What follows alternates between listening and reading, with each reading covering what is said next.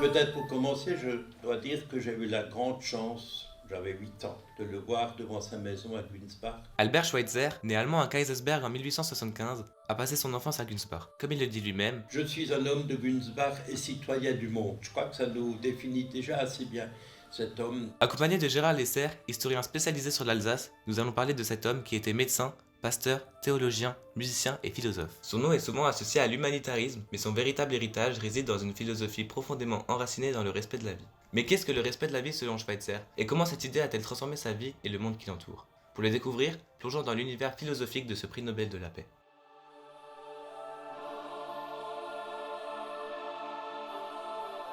donc il a fait des études de théologie, il a commencé par cela. Il s'est spécialisé, entre autres, il a publié un ouvrage qui a eu un grand succès à l'époque, c'est Die Leben Jesu Forschung, c'est-à-dire qu'est-ce qu'on sait du personnage Jésus. Pour Schweitzer, Jésus était un sujet, un appel à la réflexion. Il a écrit plusieurs ouvrages sur la question de l'existence de Jésus et a été souvent critiqué sur sa vision de la religion. Et dans cette idée à l'appel de la réflexion, Schweitzer s'est intéressé à la philosophie de Kant. Qui est une philosophie, ce qu'on pourrait appeler idéaliste, c'est-à-dire que l'homme peut choisir un certain nombre de choses dans sa vie. Et il était aussi dans une philosophie positive, ce qu'il appelle die Lebensbejahung, c'est-à-dire le oui à la vie. Par la suite, Schweitzer est allé au Gabon ouvrir son hôpital pendant que l'Allemagne nazie s'approche du pouvoir. Il redevient donc allemand et est obligé de rentrer. Mais avant, Albert Schweitzer s'embarque en voyant un troupeau d'hippopotames et pendant que sa famille dans la vallée de Münster se fait littéralement bombarder, a l'idée de ce qui va donner sa philosophie, le respect de la vie, et va pendant son séjour en Allemagne l'écrire. Alors ce qui est particulièrement difficile, c'est que le terme allemand Ehrfurcht vor dem Leben est très difficile à rendre en français. Parce que dans Ehrfurcht, il y a Ehr, l'honneur, mais il y a en même temps die Furcht, la crainte. C'est une sorte de crainte devant le mystère de la vie. C'est ça. Révérence devant la vie, enfin, on a essayé de trouver différentes formules, mais c'est surtout respect devant la vie, respect devant les vivants. Alors qu'est-ce qu'il entend par éthique?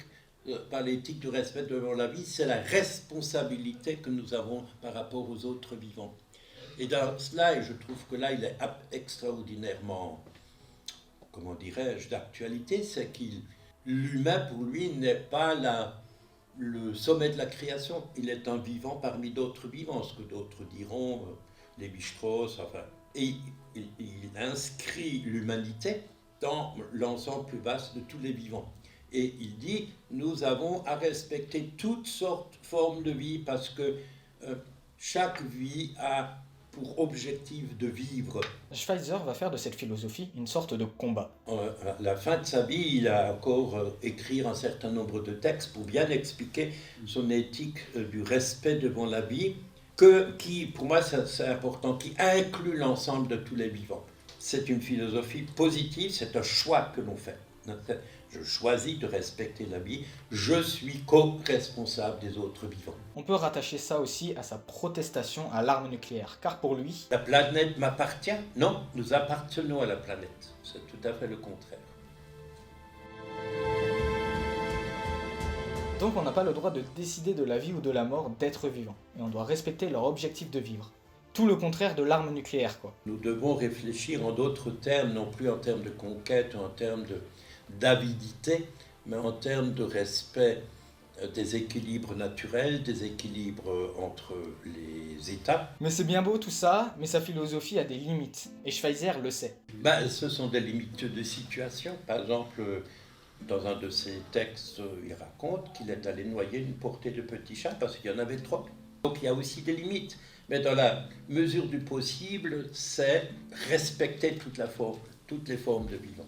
Disons, il faut être réaliste. Voilà. Je pense que c'est une éthique réaliste. Il l'explique lui-même. Parce que oui, avec les enjeux actuels, guerre, réchauffement climatique, fonte des glaces, l'extinction de beaucoup trop d'espèces animales, on pourrait voir la philosophie de Schweitzer comme une solution de pensée qui résoudrait beaucoup de nos problèmes actuels. Mais il faudrait qu'un maximum de personnes connaissent ce personnage d'Albert Schweitzer, connu mondialement à l'époque avec son prix Nobel, mais moins populaire aujourd'hui. Très peu connu, mal connu en France, ça il faut le reconnaître. Ça, surtout, il est très connu en Allemagne, aux États-Unis. Mais pourquoi? Parce que l'essentiel de son œuvre a été rédigé en allemand. Albert Schweitzer est un personnage avec une vision de la vie, une sensibilité au vivant, et ça, depuis son enfance. Et déjà dans ses souvenirs d'enfance, il raconte comment, quand ses petits copains allaient chasser les oiseaux avec des lance-pierres, il effrayait les oiseaux pour qu'ils ne soient pas touchés. Donc il avait déjà très tôt cette sensibilité par rapport aussi je crois que c'est important, la sensibilité à la souffrance des autres vivants. Qui a donné la philosophie du respect de la vie, qui est de nos jours une philosophie, une façon de penser, qui est d'une brûlante actualité, qui pourrait répondre à beaucoup des enjeux mondiaux et environnementaux, avec bien sûr ses limites et ses possibles dérives. Albert Schweitzer et sa philosophie sont importants et il faudrait les faire perdurer dans le temps, faire vivre sa mémoire, pour peut-être, nous aussi, avoir un compagnon pélican.